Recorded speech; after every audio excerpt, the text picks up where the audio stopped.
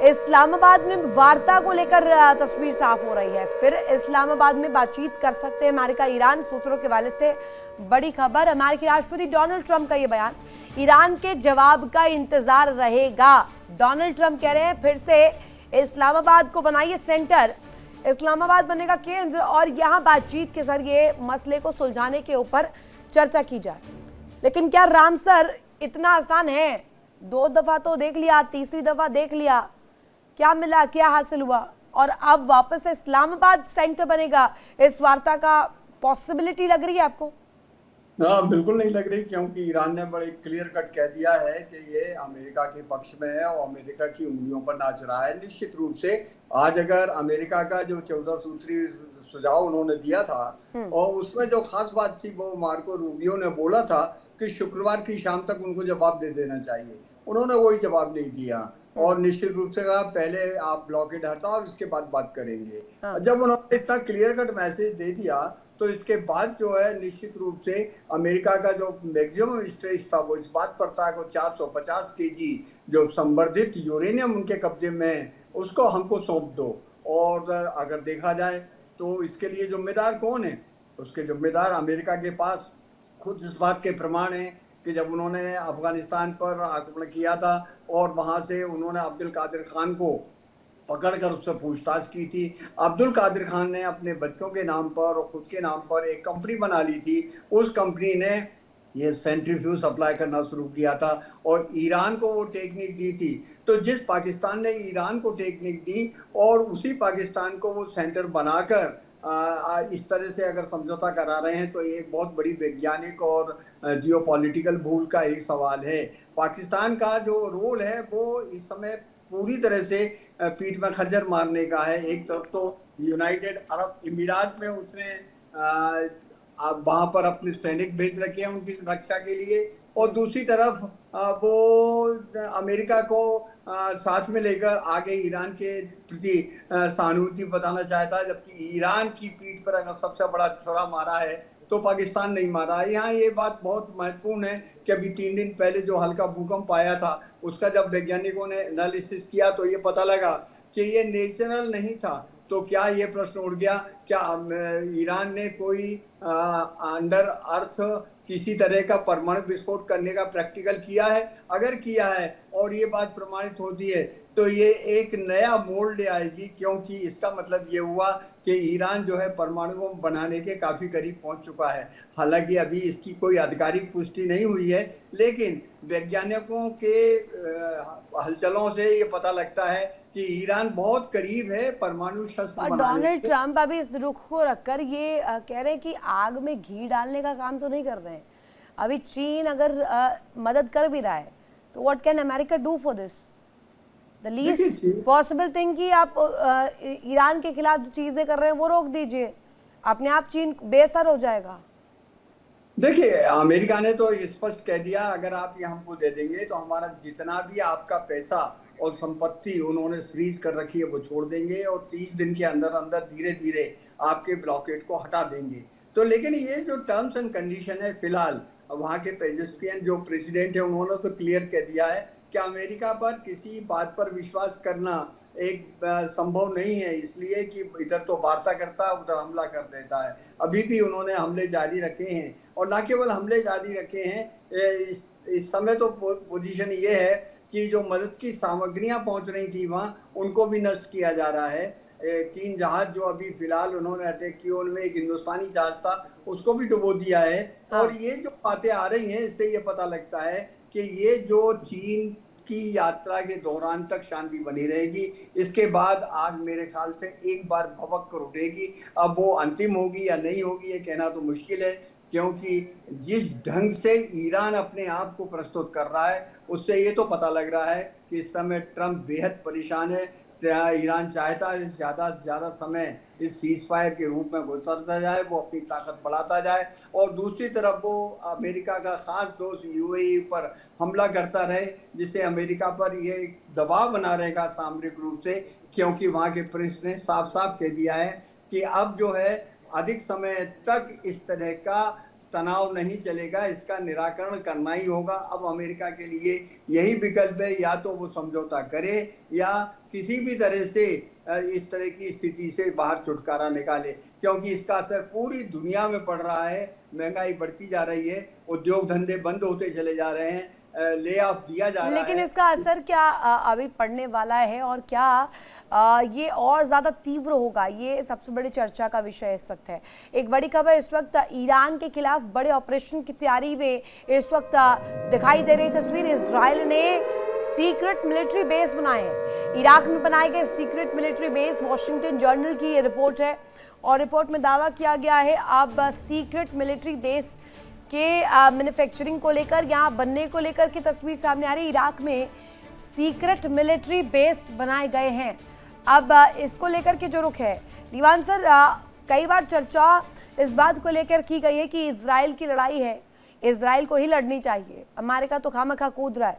लेकिन दूसरी तरफ अब ये जुबानी जंग थोड़ी सी ज़्यादा आक्रामक होती नजर आ रही है।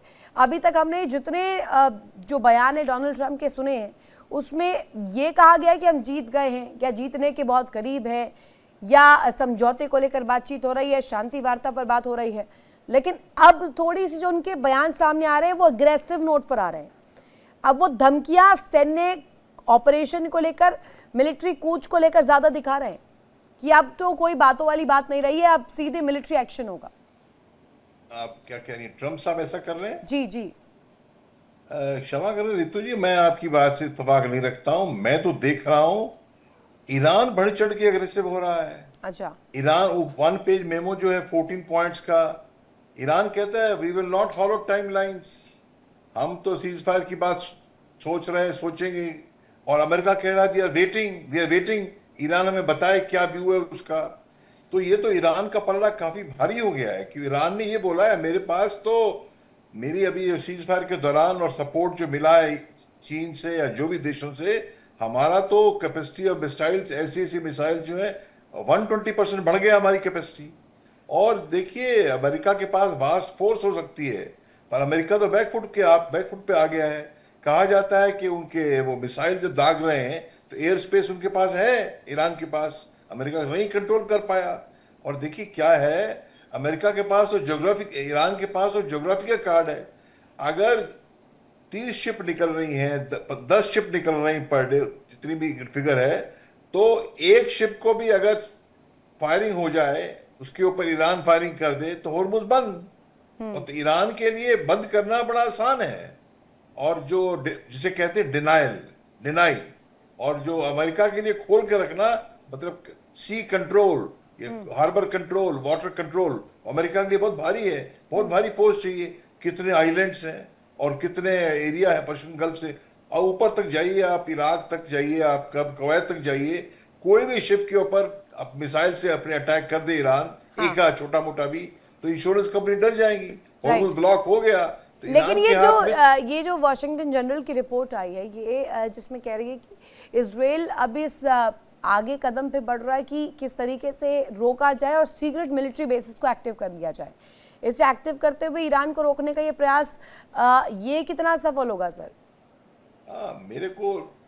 मेरे को नहीं लगता है ज्यादा सफल हो पाएगा। ईरान के पास काफी कैपेसिटी है। और आप देख रहे हैं ईरान ने, क्योंकि अमेरिका तो बहुत दूर है, इजराइल तो पास में है। आपने देखा उनको डिमोना वगैरह इजराइल के न्यूक्लियर साइट्स के ऊपर भी आसपास उसके ईरान ने मिसाइल दागी हैं। तो इजराइल की एबिलिटी ईरान को दबोचने की काफी कम है। वो करेगा तो जैसे वो दुबई पे अटैक करता है वैसे इजराइल पे भी अटैक करेगा। तो सीक्रेट बेस बना ले, कुछ भी कर ले, ईरान की जो है, मेरी समझ में ईरान बहुत स्ट्रांग पोजीशन में है इस मामले में। और पर मैं चाहता हूं, एक बात बड़ी क्लियर है, ईरान के लिए भी खर्चा और टेंशन बहुत है इसको ज्यादा ब्लॉकेड को रखने का, और अमेरिका के लिए भी बहुत है कि ये ओपन नहीं करा पा रहा है। तो मेरी समझ में इस्लामाबाद भी हो या कहीं भी हो, कैसी भी जगह में हो, शायद कुछ ना कुछ जल्दी सीज फायर निकले, सीज फायर किसी मुकाम पे पहुंचे। डीके गुप्ता सर, ये होता हुआ नजर आ रहा है कि नहीं? ये आगे बातचीत अगर होती है इस्लामाबाद में, इस दफ़ा कितनी रंग लाएगी, इस पर मैं आपसे सवाल लूँगी। एक बड़ी खबर इस बीच दक्षिणी लेबनान में एयर स्ट्राइक जारी है और इसको लेकर के इस वक्त तस्वीर सामने आ रही है एयर स्ट्राइक को लेकर, जहां इजराइल ने रिहायशी इलाकों पर हमले किए हैं। इजरायली हमले में कई इमारत भी ध्वस्त हुए हैं और इस वक्त ये बड़ी खबर दक्षिणी लेबनान से, जहां सीज फायर को आगे बढ़ाने के लिए ईरान लगातार जोर दे रहा है। इजराइल ने रिहायशी इलाकों पर हमले किए हैं और इस हमले के बाद ईरान में भी गुस्सा है कि आखिर ये सीज फायर इतना बड़ा सवाल कैसे बन गया है? क्या ये सिर्फ और सिर्फ कागजी शब्द मत रह गया है? डीके गुप्ता सर, इस सीज फायर की बात करें, एयर स्ट्राइक की बात करें, ये तो एक तरफ है, लेकिन पाकिस्तान में, इस्लामाबाद में जब सेंटर में बात होगी तो क्या इस दफा रंग लाएगी? देखिए ऋतु जी, जरा सा 2 मिनट दीजिएगा मुझे। मैं इस पूरे सिनेरियो को समझने की जरूरत है कि ईरान, अमेरिका और इजराइल 2 डायमेंशनल अप्रोच पे चल रहे हैं। अमेरिका इजराइल को बिल्कुल भी पीठ पे थंपिंग करता रहेगा कि तुम अपना काम करते रहो सीज फायर के दौरान, और मैं डिप्लोमेटिक चैनल लेके चलता हूं क्योंकि मुझे मिड टर्म इलेक्शन भी लड़ना है। हाँ। अमेरिका को किसी भी जगह पे 1 इंच का लॉस नहीं। देखिए, अगर आप इसको हिस्ट्री से उठा के देखेंगे तो 1998 में जब कुवैत का युद्ध चल रहा था 87 में, तो उस समय कुवैत जो है अर्सिया की तरफ झुका हुआ था कि मुझे मेरा ब्लॉकेड खत्म करवाओ। हाँ। तो तुरंत जो है अमेरिका आया और उसके पास केवल 600 वारशिप थी और 600 वारशिप में से उसने 30 वारशिप लगा दिए थे ब्लॉकेड को हटाने के लिए और टैंकर्स को पेट्रोलिंग की थी। लेकिन कितने समझदार हैं ट्रंप की इस पूरे इतने बड़े युद्ध में, जबकि इस समय ड्रोन शक्ति भी ईरान के पास है, पहले से ज्यादा इंप्रूव्ड मिसाइल है, उसके बाद भी केवल 12 वारशिप लगाए हैं। 1-1 रुपए का हिसाब रखा जा रहा है ट्रंप प्रशासन में कि मुझे मिनिमम खर्चे में, जो वार का 3 E's फार्मूला है, इफेक्टिवनेस, इफिशियंसी इन इकोनॉमी, कम से कम पैसे में वार को जीतना, इफेक्टिवली वार को जीतना और इफिशियंटली वार को जीतना। अगर आप ये देखें तो लगभग $125 मिलियन का पर डे का जो इंपोर्ट ईरान के अंदर होता है इसी ब्लॉकेड हॉर्मुज से, जिससे कि उनके खाना पर्चा, मछलियां, मीट इंडिया से जाते हैं, बासमती राइस जाता है, वो रुका हुआ है। उसकी वजह से उनके इन्फ्लेशन 160 चले गए, मैं बता दूं 160। और अमेरिका के अंदर 3.3 इन्फ्लेशन रेट है, जो कि वर्ल्ड का एक अच्छा इन्फ्लेशन रेट माना जाता है, जहां महंगाई इसको नहीं कहा जाता।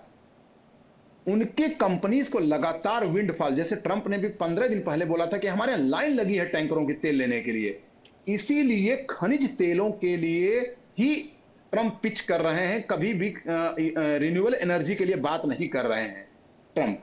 तो एक चीज ये भी ध्यान देने की बात है कि ट्रंप को यहां पे इस युद्ध से बिल्कुल फायदा होता जा रहा है। उनके हथियार अभी 8.5 के बेचे गए हैं अप्रूवल के बाद मिडिल ईस्ट को, और 23.8 का बेचा जा चुका था। इस तरह से उनके हथियार बिक रहे हैं, उनके एम्प्लॉयमेंट जनरेट हो रहे हैं, उनके यहाँ उनके सेक्टर्स में इंप्रूवमेंट आ रहा है। उनका जीडीपी है जो कि पिछली बार से इंप्रूव किया है इस बार, इस क्वार्टर में, Q1 में। तो इस सारे इंडिकेशन जो पेपर पे हैं ये बताते हैं कि अमेरिका इस कूल काम पोजीशन में। और देखिए चाइना की, चाइना और जो ट्रंप की बात है वो केवल और केवल बिजनेस की बात होगी। मैं बता दूं कि पिछले मार्च में 27.3% लॉस हुआ था एक्सपोर्ट में चाइना को अमेरिका में। अमेरिका एक ऐसी इकोनॉमी है जहां पे परचेजिंग पावर बहुत अच्छी है। इंडिया और चाइना जैसे लेबर इंसेंटिव मार्केट के लिए वो बहुत अच्छे देश हैं।